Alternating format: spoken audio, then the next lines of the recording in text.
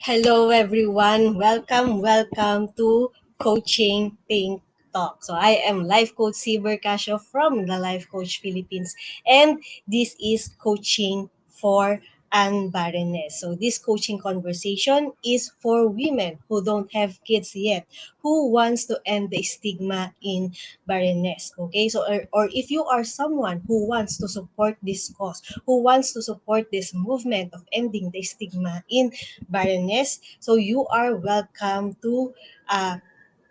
welcome in this coaching conversation. So this coaching, my mission is to empower a million childless women like me, okay, worldwide to claim their worth so that they can shine in their true essence as women and the stigma in barrenness, give birth and nurture lives in countless meaningful ways. So thank you for joining me live today, and please leave your digital footprints by letting me know where you are watching this from. Okay, so marami po tayong viewers, not just here in Metro Manila but all over the Philippines and sometimes all over the world. Marami din po tayong mga viewers na taga ibang bansa. Ayan. So please do tag them. Do tag your friend who you think might be in need of what we are going to uh, discuss today. So what I'm going to share with you on this session is about happiness. Okay, so about happiness and the six key to having a happier life. Ayan, so you may also give some shout outs to people that you may know uh, and want to greet and give any inspiring message in the chat box below. Okay, so if you are watching this on a replay, please do put hashtag replay. And I am streaming live via Facebook page of Life Coach Philippines and the YouTube channel Coach AI Connect. And if you are new to this platform, so kung bago niyo lang po naririnig ito, yung Life Coach Philippines page and the Coach AI Connect YouTube channel, please do like, follow, and subscribe to these platforms. Ayan. Okay? So, ayan po ang ating topic ngayon. What I'm going to share with you today is on happiness. So, yan. And if for those who don't know me yet or for those who will encounter me for the first time. So, I am Life Coach Cee Bercasio. My full name is Colleen Capino Bercasio. If you want to find me in Facebook, uh, you have to find Colleen Capino Bercasio. So, I am a CACC or co-actively co-create certified life coach from the Life Coach Philippines, and I am also a mental health coach. I am one of the Master Builders Apprentice of Master Coach A, and as we build tribe, we help you make your unstoppable dream come true. I am also one of the 3 VIP students of Master Coach A for the 6 steps to six-figure speaking career training program. Ayan, so we are actually 20 students ni Master Coach A. So, tatlo kaming VIP and there are 17 scholars during that training program, and we had our Samut Summit a month ago, around first week of August, and yun, doon we have showcase, okay, yung mga napag-aralan namin during the program through the 5 minutes speaking challenge. Ayan, so I am also part of the upskill uh, blueprint member of the upskill blueprint circle with Master Coach A also. So what we are sharing with you, most of them are from there. So these are for coaches who wants to up level their skills as coaches. Okay, so I am also part of the batch one of Coach A coaching Club. Okay, so this is the premium club by Master Coach A for entrepreneurs. Ayan, for coaches and entrepreneurs. And also, I am a mental model collector. So as a mental model collector, ito po yung mga members din ng Be Learning Society. So every month, we have the Mental Model Masterclass and we learn how to use mental model so that we can succeed in our lives and have a better perspective of the world and how we live our lives on a daily basis. Okay, so I am also the founder and creator of the Absolutely Worthy coaching community. So I've created a space for childless women like me. For those who don't have kids yet, you may whether you're single or married or initially married but now is single, so you can join me inside there and together let's learn how to be mentally and emotionally fit as we end the stigma in barrenness. Okay, so since you are here in Coaching Ting Talk, I am part of the Coaching Ting Talk team. Okay, so I've had two ang tawag doon, themes already in there. So the first one is on the actionable motivation. But since I think that was July, okay, I had a new topic and or theme and it revolves around coaching for unbarrenness. So I am also part of the Brewing Live. So I've been doing the Brewing Live at the Cup Coffee Republic page since its conception. I think that was last year pa. Okay, so last year, ano na pala, um, anniversary na, that was September. Okay, so, before we proceed to our session, let's not forget our hashtag Pack My Bag moments. So, ano yung mga hashtag Pack My Bag moments natin? These are your key takeaways, the ideas that resonates with you, wisdom that touches your heart, or anything valuable that you get during this session, anything that you have been blessed with. So, as you have been blessed, let's bless others as well with what we have learned during this session by sharing our hashtag Pack My Bag moment. Let's share it in our timeline, in our Facebook group, in our Facebook page, or if you are in Instagram, let's share it there. And if you are on Twitter, you can share it there as well. And let us put the hashtag Pack My Bag moment and also hashtag coaching TikTok so others may know where you have learned it from. Ayan, so our let's proceed to our topic, which is about happiness. Okay, so before we proceed with that pala, let me just greet our viewers who are joining me live during this hour. So, Coach Leonard, okay? Baka incoming Coach Leonard na yan. Okay, so si Mayor Leonard, ang may bahay po ni Coach Nords.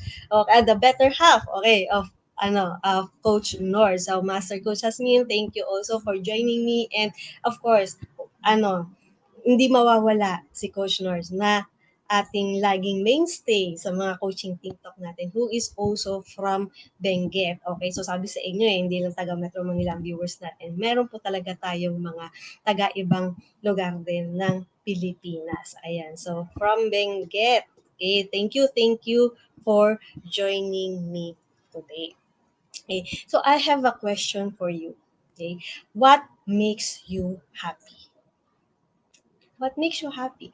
Ano yung mga nakakapagpasaya sa atin? Okay. Happiness has been around.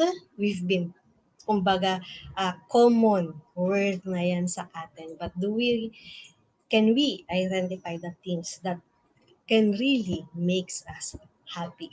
Okay, so if you have something here, please share it in our chat box. Okay, so please comment kung ano yung mga nakakapagpasaya sa inyo. And I would be glad to know what makes you happy. Ayan. Okay, hintay lang po natin ang ating mga uh, tagapanood. in what they are going to share. Okay, so what, yun nga, sabi ko nga kanina, di ba? Sorry. Happiness, that word happiness has always been around, and we might be that someone who is always chasing for happiness or finding happiness. Okay. So, are you also that someone who is always chasing happiness or always finding happiness? As if nawawala si happiness. Okay? So, kaya lagi natin siyang hinahanap. Okay? So, ayan. So, let me just share you some definition of happiness. Sorry. But before that,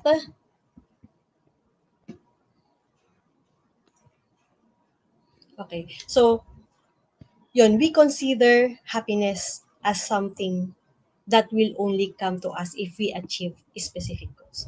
Okay, so happiness is sometimes we find happiness as if it is missing always, 'di ba? Missing in action lagi yang si happiness, lagi siyang Mia. Okay? But also, are we viewing or are do we define happiness as something that we can have only if we achieve a certain goal, a certain status, have a certain specific item. Okay? So may mga kasi some of the myths about happiness, 'di ba? Na meron tayo is that yung mga sinasabi nating I will be happy when I'm rich and successful. So, who resonates with that? Or I will be happy when I am married and have kids, just like me before. Or I will be happy once I find that special person. Or I will be happy if I can buy the latest iPhone in the market or have the latest laptop in the market or have that latest Louis Vuitton bag.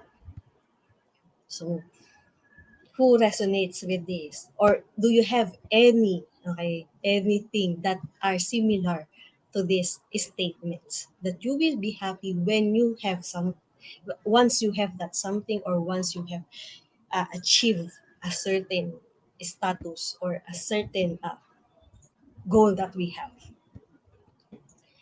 Okay, other statements that we have about happiness is that I can't be happy. Okay, so these are the opposites naman, no? So I can't be happy when my relationship has fallen apart. Or I will never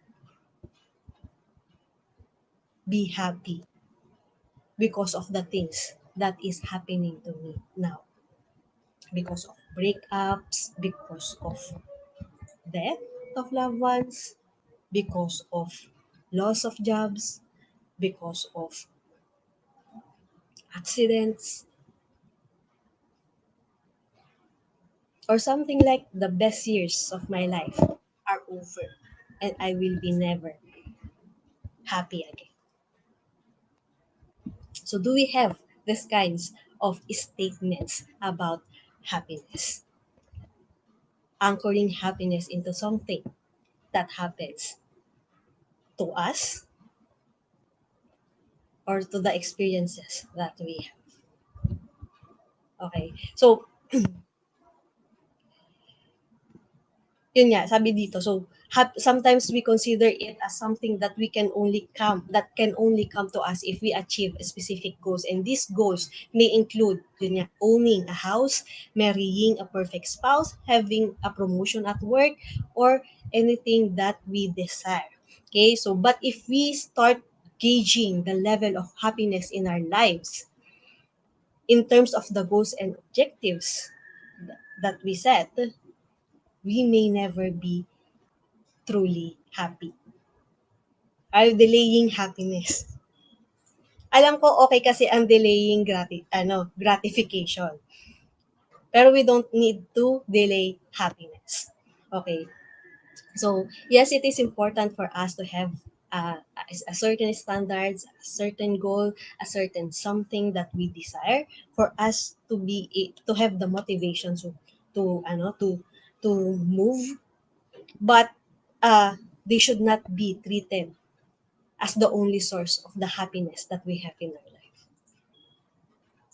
So, dapat hindi lang doon yung source natin of happiness in our life. So, what really is happiness? Okay, so happiness has been defined in various ways. Okay, defined in various ways, various mysterious ways. Okay, but here is something that I got. So happiness is actually, or okay, originally from this Oxford Dictionary. So happiness is defined as the state of being happy.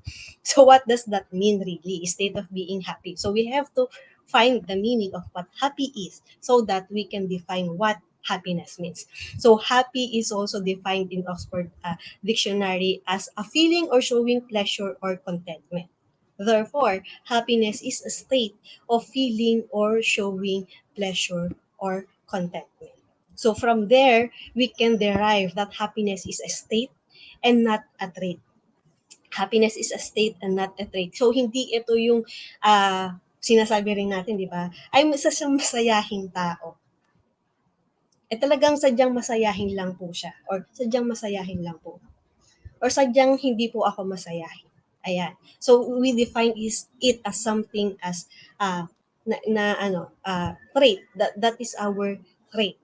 Okay? So, in other words, is not, it isn't a long-lasting permanent feature or a personality trait, but a more fleeting and changeable state. Okay? So, it's a changeable state. So, if, of course, we have that experience of, yes, happy tayo ngayon, and then sad tayo next, and then grieving tayo next, and then angry. Okay, so happiness is a state and not a trait. So while happiness has many different definitions, sabi nga natin, it is often described as involving positive emotions and life satisfaction. Okay, so sabi nga natin doon sa una, di ba, happiness is state or feeling or showing contentment or pleasure. So happiness can either be feeling or showing.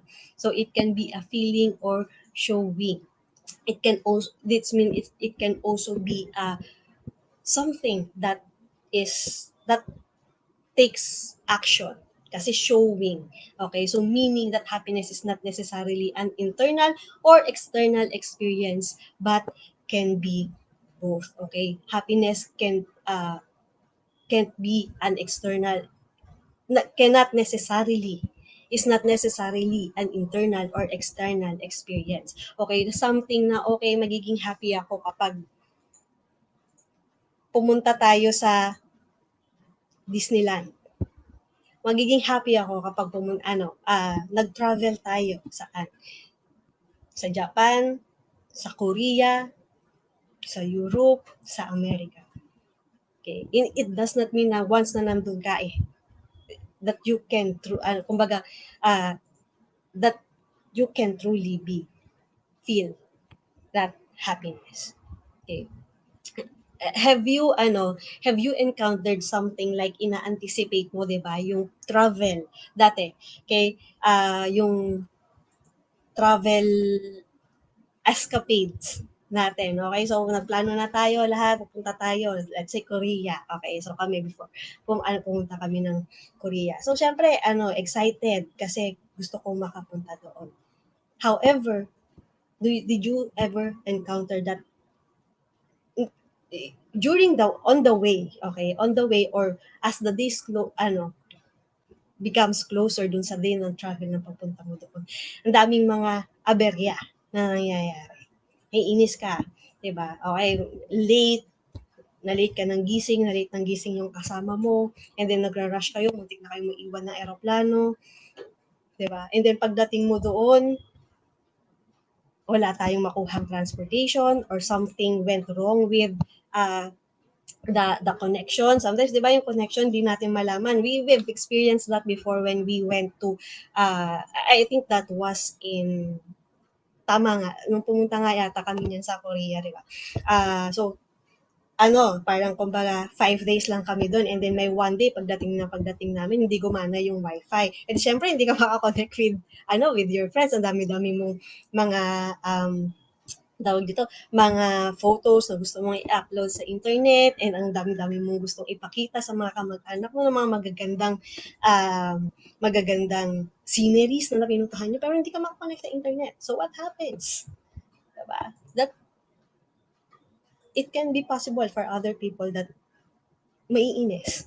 And then that happiness that we are so we are anticipating is wala pala doon kasi what ang nangibabaw kasi sa atin is the happiness, ay sorry, is the ines of the doon sa nangyayari sa atin. Ang buti kong makarecover. 5 days pa naman, first day pa lang yan, kung hindi naka-recover. So hanggang dulo ng biyahe, di ba? Instead of maging happy ka, ka na, tawag doon, buong trip mo, sira because of nasira something that happens, that went wrong during the first day. Okay? So, that, lang yun, parang example of how do we really define happiness. Is it, that it's not necessarily be something that when we are there, or an external experience of being there, magiging happy ka na. Or yun nga, something, I will be happy when I get there. Diba? Okay? So, and so that's the definition that we have of of happiness. And there are and psychologists have worked over the years to distinguish different types and degrees of happiness. So merong different degrees din ang happiness. So one popular categorization divides happiness into 3 levels. So what are these 3 levels of happiness? So ito. So yung first one natin, first level of happiness is on involves a balance. Okay, it involves a balance between our transient emotions, both positive and negative emotions. So our lives are full of ups and downs, which is tama naman, di ba? Life is like a wheel. Di ba? Gulong ng buhay. Minsan nasa taas, minsan nasa baba. It's not something that is always up and walang down. Okay. So our lives are full of ups and downs. So this first level of happiness refers to the current emotional state of any individual. So this approach only offers an objective measure of happiness. So yan yung first level of happiness. It describes what we are. It pertains to what we are currently feeling or what emotion are we currently experiencing. Kung negative ka, edi ibig sabihin hindi ka happy. And for positive, ibig sabihin happy. Okay, so that's the first level of understanding happiness. But the second level of happiness involves refers to our cognitive self-judgment about our life in general. So mas malawak na. It's not just emotion but our life in general. So this concept differs from the first level in significant ways. So it objects to the idea that happiness is the mere mathematical sum of good and bad experiences. Okay, so hindi siya sumasang-ayon, okay, doon sa pananaw that happiness is just about being having positive emotion, and being unhappy is just having any negative emotion. Okay, so it's weighed by how good or bad they feel. So therefore, this presents happiness not as a series of moments, but as a general orientation about our life. It allows individual to define happiness for themselves. So instead of just the emotions that we are feeling defining whether we are happy or not, we can now have our own definition of happiness. what makes us happy? How do we experience happiness? So, ano yung definition?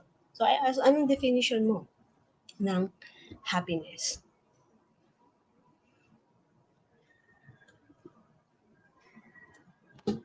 Okay, so before I proceed to our third, so let me just greet our new joiners, joiners talaga.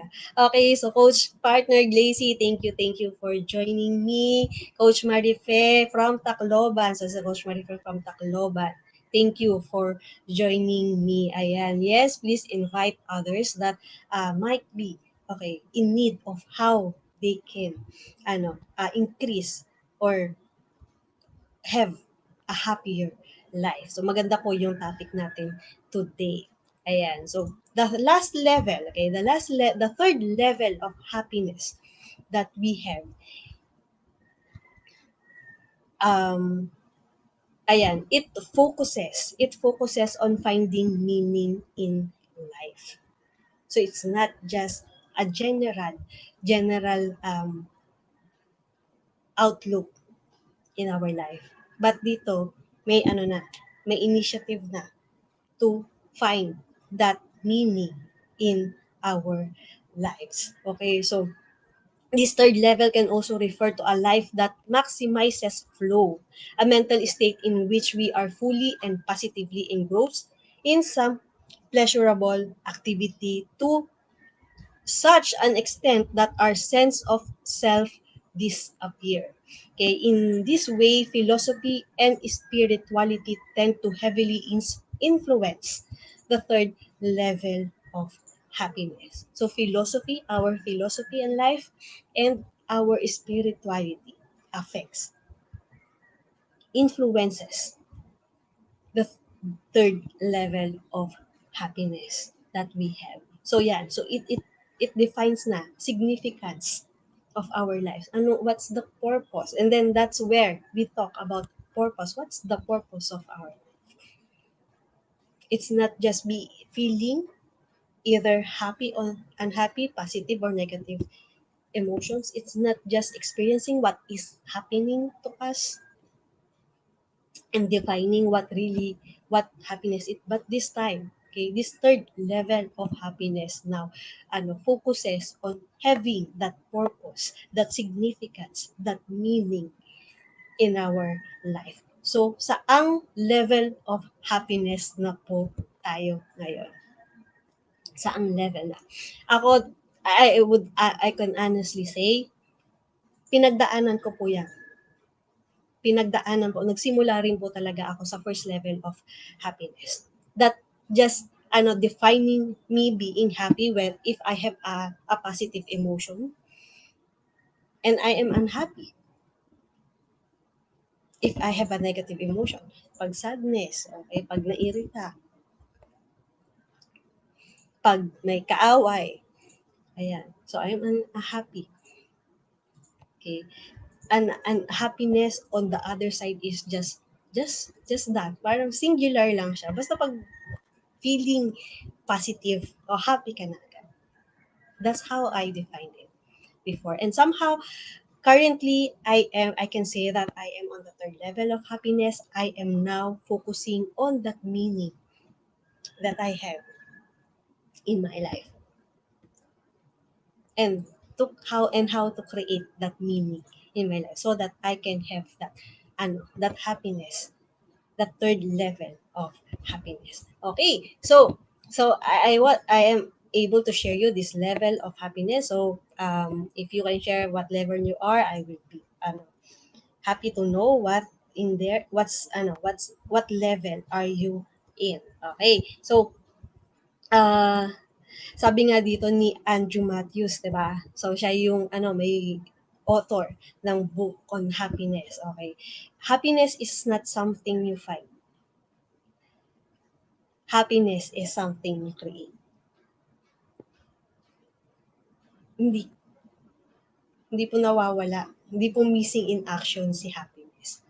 But happiness is something that we can create. Yes, it might be missing currently in your life. Do you feel that happiness is currently missing in your life? but you cannot just find it anywhere else. Like, yun nga, sabi natin kanina. Punta ako doon kasi doon may kasayahan. So, pag pumunta ako doon, magiging happy rin ako. But did we notice that even if nandun tayo and feeling natin masaya yung mga kasama natin, we still have that something lacking na parang tayo hindi masaya. So let's create that happiness within us, in us. Okay. So the next that I'll be sharing with you are the 6 keys to happiness. These are the 6 keys to uh, happiness. Okay, so the latest studies in psychology and its associated fields. Okay, so based on research po ito, based on study, they have effectively come up with several keys for living a happier life. So everyone's path to happiness is different. May kanya-kanya po tayong journey, okay, to happiness. But evidence suggests that certain things consistently have a positive impact on a person's well being. Okay, so these are the 3 keys to happiness. So yung first one natin is helping others. O di ba ang ganda nung ang ganda nung first one, the first key to our happiness, and it does not pertains to us. It actually involves other people. So helping others. So being considerate of others is essential to us being happy. Helping others is not only welcomed on a societal level, but it also makes us happier and healthier individuals. Okay, so it makes us also healthier individuals. So it creates a stronger connection between different people, different societal elements, so that everyone can live in a friendly and welcoming environment. So, and it talks about environment. So, it is very important. Lagi ito namin sinasabi sa Life Coach Philippines, we are advocate of mental fitness and mental health. Habitat is very important. Where you are is very important. So, if we create a habitat where we can be, uh,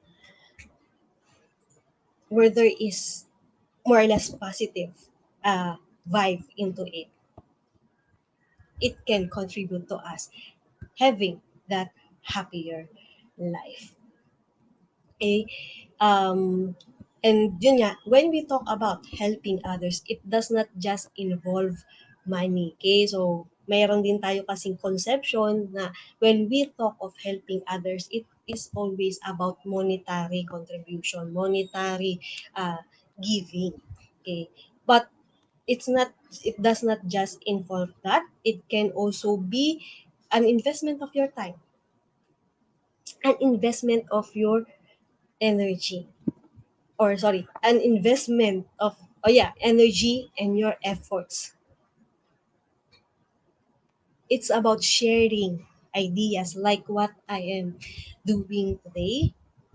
Actually, what we do in Life Coach Philippines is we want to help others. That's why we are so passionate, okay, in advancing mental health and mental wellness and mental fitness and advancing ethical life coaching, because we really believe that it can help others have a better life than they have currently.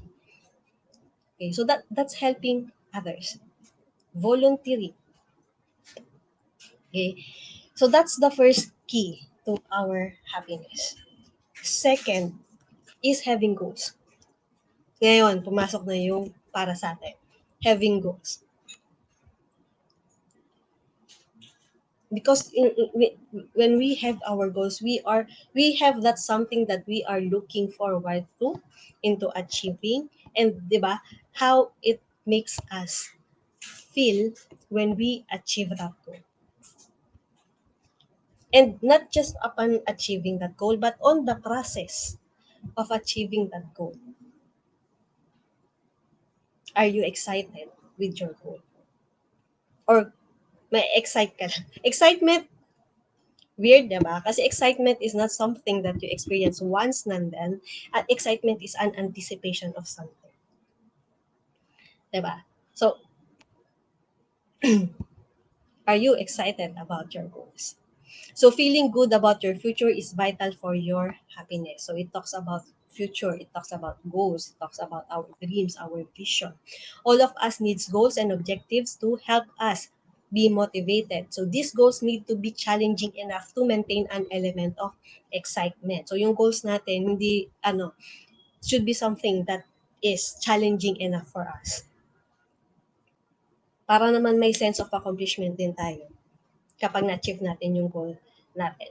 So your excitement can then foster happiness when you achieve this goal. So choosing ambitious but realistic goals provides you with a direction and brings a sense of accomplishment and satisfaction when they are achieved. Okay, so have goals. It can make our lives happier when we have that goals.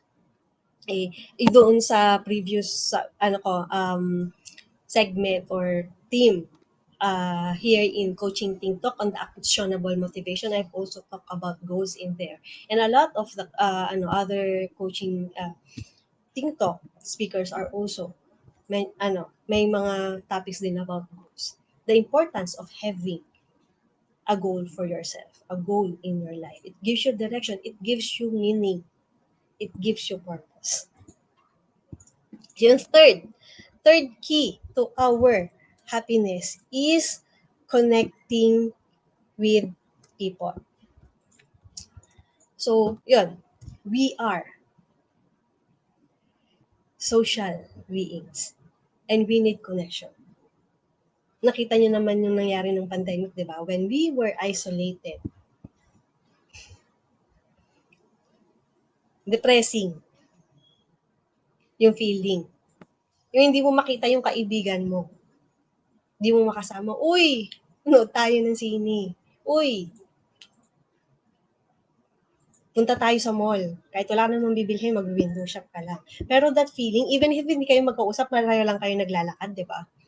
But you have that, you feel that connection that you have with that person, and it it makes you happy being with that person, feeling that someone is there for you. May kasama ka, kahit lakad-lakad lang, di ba? So, yun, connecting with people. So, this time of pandemic, we have also to adapt. So, yun medyo limitado. Na-limit yung ating connection with other people. Kaya ang mental health cases, this time is tumataas. Because we lost that connection with other people. And that affects, okay, the happiness that we can have. So, ngayon, ang connecting with other people becomes an effort. Hindi kasi katulad dati, madali lang. Diba? Pero now, it makes an effort. But, that's, if we really want to create that happiness in our life, we should be intentional in engaging with other people, in connecting with other people. Tawagan mo yung isang tao, kumustahin mo, chat with them. Baka kasi sila, katulad mo rin, feeling hindi maganda. And they may need your help as well. People that have strong social relationships are often happier, healthier, and tend to live longer than others. Close associations with friends and family members provide love, meaning, support, and increase that feeling of self-worth. Okay? So, strong connection brings a sense of belongingness. It's that sense of belongingness and motivate you to strengthen them over time. So here it is essential to realize that each connection's quality matters. That what matters most is the quality of that connection instead of the quantity. Instead of just creating fragile relationship with others. Hindi lang yan sa dami ng friends sa Facebook. But who really are those who you connect best with, having quality time.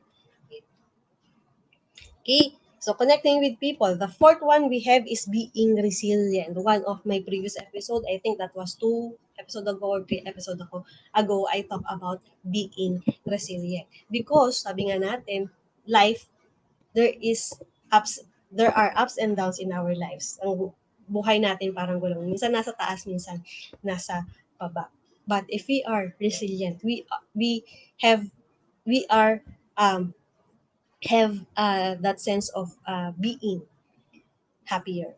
So everyone faces situations filled with stress, loss, failure, or trauma. Anong meron ka doon? Meron ka ba nung apat? Nung isa lang? Nung dalawa? Nung tatlo? O lahat? Okay. But everyone feels a degree of stress somehow. Loss, failure, or trauma.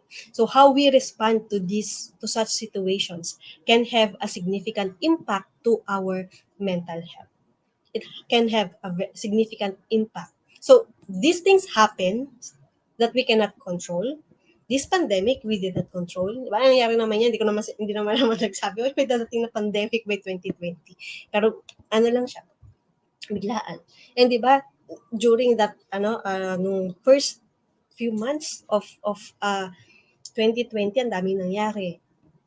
Before that pandemic, meron tayong Taal. And then merong forest fire na malawak somewhere in Australia. So there are a lot of bad circumstances that happens that we cannot really control. But it is actually how we respond to this situation that is within our control. So we cannot choose what happens to us, but we can choose our attitude and response to each occurrences. So it is not always easy to stay resilient. It's not easy. Okay, kung ako nagsasabing it's na madali. Okay? It's not easy, but it's simple. It makes our lives simpler. Okay, but it can be practiced and perfected in every passing year, like many other useful life skills. It's not easy to be resilient. But, yun nga, as we go through challenging time in our lives, pagtakbo tayo ng takbo sa mga challenging times in our lives, malamang hindi tayo makakabuild ng resilience, di ba? Pero kapag hinaharap po natin mga problema natin, these obstacles, these hurdles, these challenges, these difficulties that we experience in life, mapapractice natin. Practice makes progress. Okay. Hindi na po siya practice makes perfect. Because perfect is somewhat, subjective really. Okay. So, practice makes progress. And as we practice being resilient, as we face our fears, face our challenges, we develop that skill of resilience in our lives. Ayan. So, before I proceed with our last two, let me just see who are joining us. Ayan. Okay, so, the second to the last key to us being happy is trying new things. Trying new things that we haven't, of course, experienced before. So, there's some kind of excitement when we discover new things that we like. Diba? So, kayo, for the past 30 days, what are the new things that you have tried in your life? What new experiences did you have? Diba? So learning new things positively affects our state of mind. It exposes us to fresh and innovative ideas which help us stay curious and engaged. it makes us it helps us to stay curious and engaged. So just like achieving goals, trying something new can give us a sense of accomplishment. So it can boost our self-confidence, which in turn can significantly increase our resilience. Okay, so trying new things are not just new knowledge, new experiences, but yun, being in a new group, inviting you to join us in Be Learning Society. Really. Inviting you to join us as part of life coaching, Life Coach Philippines. So, playing new sports. Ayan. And the last one that we have as our key to happiness is accepting ourselves. This may be the last, but this is not the least of the six. So no one is perfect, and as human, it is our nature to compare ourselves with others. We tend to dwell on our flaws and focus on what we are not rather than what we are. So doing this makes it much harder to stay happy. So when we compare ourselves with others, and especially when we compare ourselves with others and we found ourselves lucky, or when we compare ourselves with others and sasabihin natin, uy, mas magaling ako sa'yo. Uy, mas magaling ako sa kanya. Sige, wag lang sa'yo. Hindi yung kausap. Uy, mas magaling ako doon. Uy, mas maganda yung gawa ko doon. Uy, mas madami akong, ano, kung ano mang meron ka. Diba? It can seem like, yes, it gives you a positive feeling somehow. Pero, is that really the happiness that you want? Diba?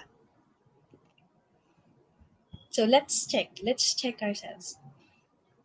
Is it really, ano, then, pang long term? Or that is it really something that makes you content with your life? So you must accept yourself as you are and strive to become a better version of yourself every day. So if you want to compare yourselves to yourself yesterday.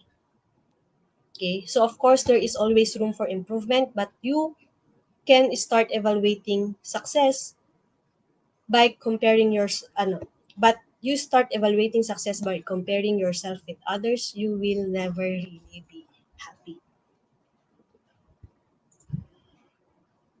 Okay, so that's the six key to happiness that I'm sharing with you. So helping others, having goals, connecting with people, being resilient, trying new things, and accepting yourself. This may not be that easy, but we can be intentional in doing these things. Sabi nga natin, we don't find happiness, we create happiness. If you really want to create, to have that happier life that you want. So instead of searching, why not create? Why not create? So everyone wants happiness, no one wants pain. 'Di ba? But you can't have a rainbow without a little rain. So, yes, life.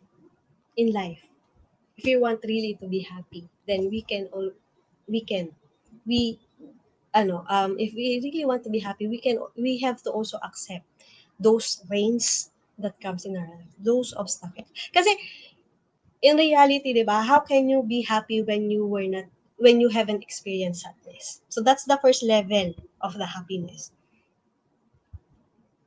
that we define. How can you be happy if you positive negative emotion? Who can really be happy if you never experience sadness? So expect a little rain in our lives. Expect challenges in our lives to come. What we need to do is to have that courage. We need, we have to have that courage to live our lives to the full. And I am Sorry. So are you ready to be happy? Are you ready to face your fears? Are you ready to have a little rain in your lives? To accept these rains in our lives and uh, develop resilience. So if you are ready to be happy, I would like to invite you to my coaching program, Live a Life of Courage. Okay, so let's bring out that courage in you and claim the life that is rightfully yours.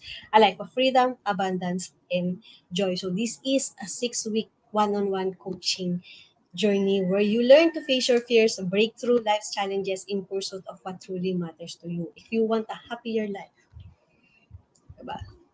Let's bring out that courage in you. Actually, wala, hindi naman din nawala yung courage. Nagtatago lang din malamang sa. Okay? So connect with me for this. And I would also like, okay, to invite you to uh, support support us in what we do. Okay, as public speakers. Diba nabanggit ko kanina, I am part of the public speaking career training of Master Coach A, and we have recently concluded the Samut Summit, okay, virtual event public where 20 public speakers show up for the challenge of speaking in 5 minutes.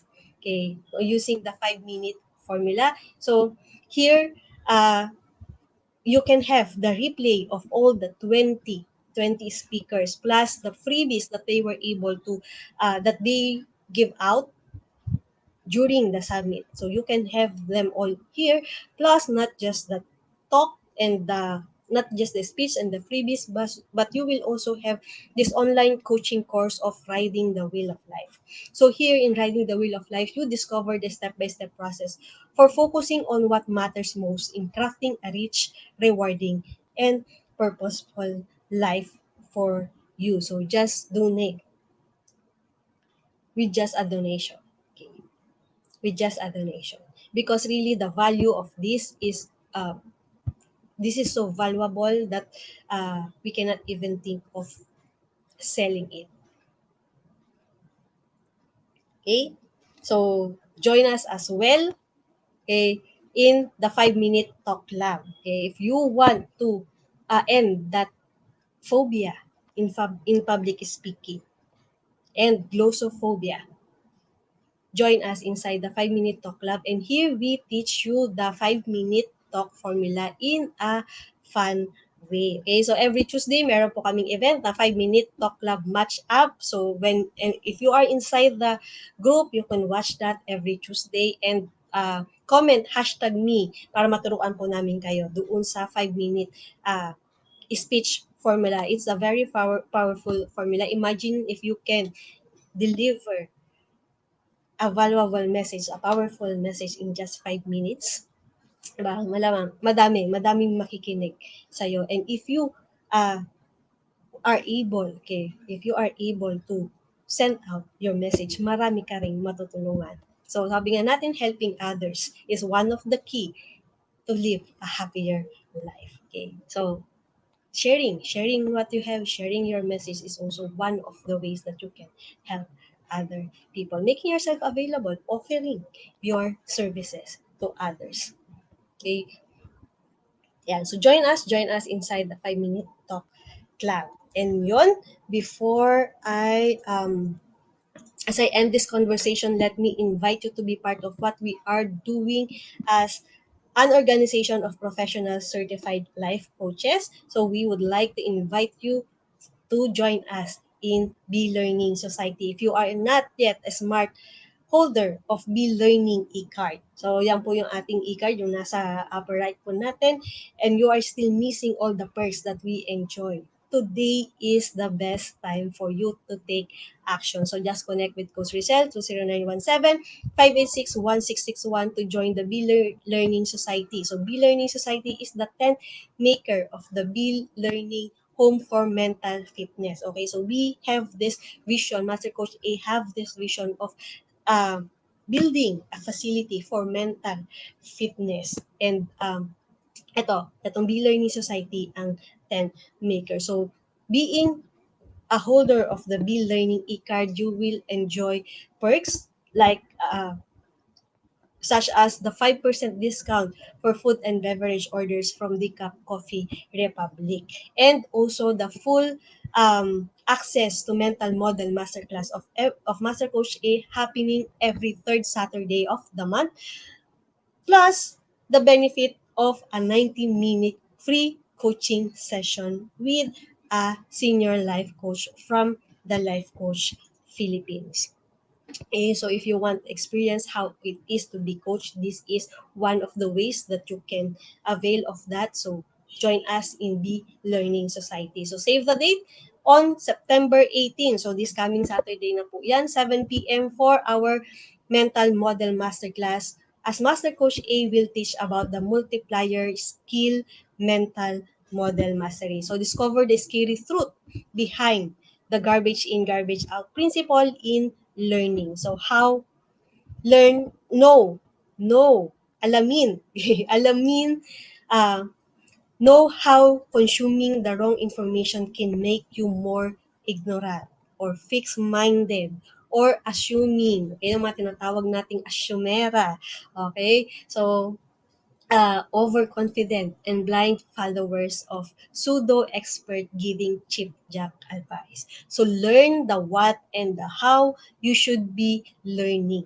So learning how to learn, okay, so that you can experience accelerated success with less wasted time. So life is short. Ano, we can spend it in we can shorten the learning cycle that we have by joining us in this master class. Okay, so for more information and registration assistance, connect with Coach Rizal at 0917-586-1661, or you can connect also with me. Okay, and I will be glad to assist you.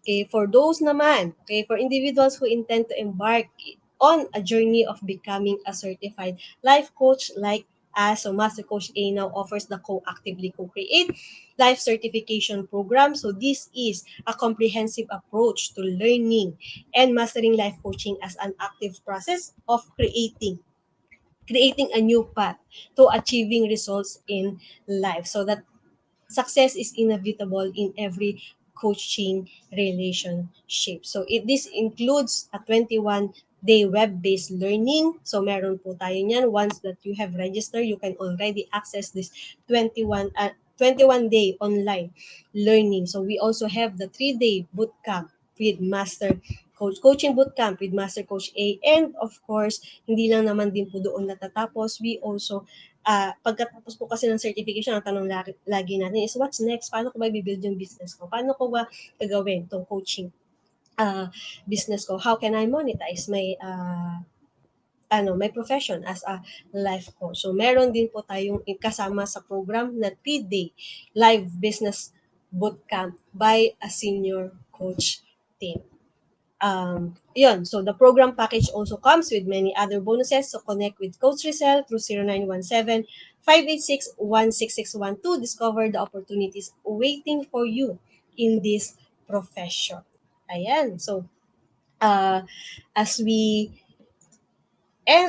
so do join us again for another coaching conversation tomorrow with Coach Cee at 10 a.m. for coaching 470 times 7, Master Coach A at 2 p.m.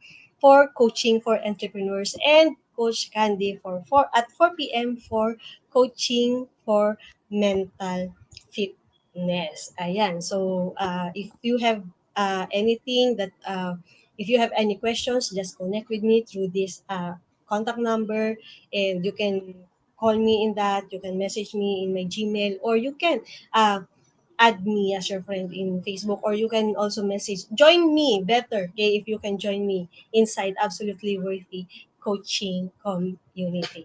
Okay, so yeah, and